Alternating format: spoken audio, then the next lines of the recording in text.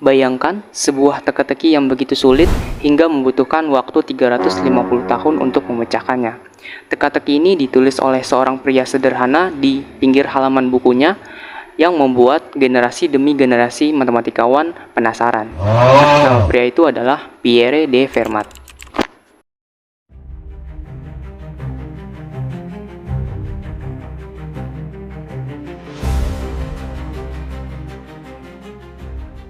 Oke, siapa sebenarnya Pierre ini? Pierre lahir tahun 1601. Dia lahir di Prancis, jadi dia berkebangsaan Prancis.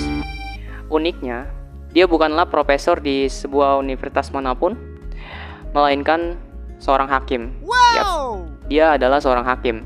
Pada siang hari dia bekerja di pengadilan, sedangkan pada malam hari dia merayap menjadi detektif mengotak-atik angka, menjadi pencinta matematika sejati. Dia sering menulis penemuan-penemuannya, karya-karyanya di buku catatannya, atau menulis surat menyurat bersama ilmuwan lain, salah satunya adalah Blaise Pascal. Dari sinilah lahir banyak teori yang kelak akan mengubah dunia matematika. Untuk selanjutnya kita akan membahas kontribusi Fermat dalam bidang matematika, khususnya di statistika. Yang pertama, Fermat dianggap sebagai bapak probabilitas. Bersama dengan Blaise Pascal, dia seringkali membahas tentang masalah perjudian. Dari diskusi ini lahirlah berbagai dasar-dasar teori peluang yang akan menjadi pondasi dari statistika, ekonomi, asuransi, hingga kecerdasan buatan. Untuk selanjutnya, penemuan Fermat adalah teorema kecil Fermat. Jadi teorema ini digunakan dalam dasar teori bilangan, digunakan dalam bidang kriptografi modern, misalnya untuk mengamankan transaksi digital dan juga komunikasi online. Untuk selanjutnya, Fermat juga berkontribusi besar dalam bidang analisis geometri dan juga kalkulus. Dia mengembangkan suatu metode yang dimana metode itu menentukan minimum dan maksimum suatu fungsi. Hal ini merupakan cikal bakal dari ilmu kalkulus yang nantinya akan dikembangkan oleh Newton dan juga Leibniz. Mungkin tanpa Fermat, ilmu kalkulus tidak akan berkembang secepat ini. Nah, di bidang fisika dia juga nggak kalah keren. Dia berkontribusi dalam menemukan yang namanya prinsip Fermat, di mana prinsip itu berbunyi cahaya selalu memilih jalur yang paling cepat ketika ia bergerak. Prinsip ini dipakai dalam berbagai bidang di teknologi, salah satunya di fiber optik dan juga lensa modern. Nah, dari kontribusi Fermat, penemuan-penemuan Fermat yang udah saya sebutkan tadi, ada salah satu karyanya yang paling melegenda, yaitu Fermat's Last Theorem. Jadi, Fermat menuliskan di buku kecil catatannya, di pinggir buku catatannya, aku menemukan sesuatu yang luar biasa. Tetapi, halaman buku margin ini, tidak cukup untuk memuatnya.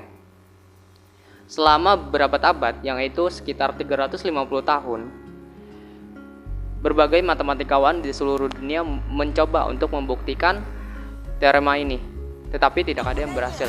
Hingga pada tahun 1994, Andre Wallace berhasil memecahkan teka-teki ini.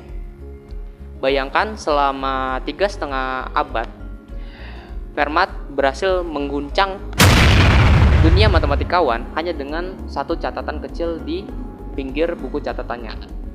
Jadi, pesan yang bisa diambil dari kisah Pierre de Fermat, Fermat membuktikan bahwa matematika bukan hanya milik profesor di universitas saja. Siapapun bisa berkontribusi di bidang matematika. Dia yang seorang hakim bisa berkontribusi besar di bidang matematika selama kita mempunyai rasa ingin tahu yang besar.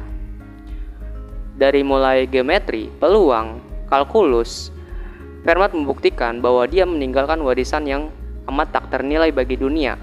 Jadi ingat, ketika kita belajar peluang, kalkulus, geometri, ada seorang hakim di abad 16, di abad 17 yang meletakkan fondasinya di bidang-bidang tersebut. Dia adalah Pierre de Fermat.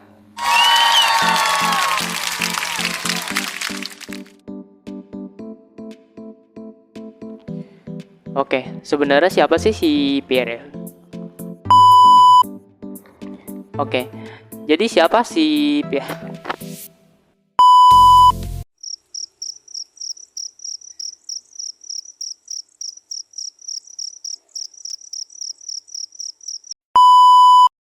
Thank you.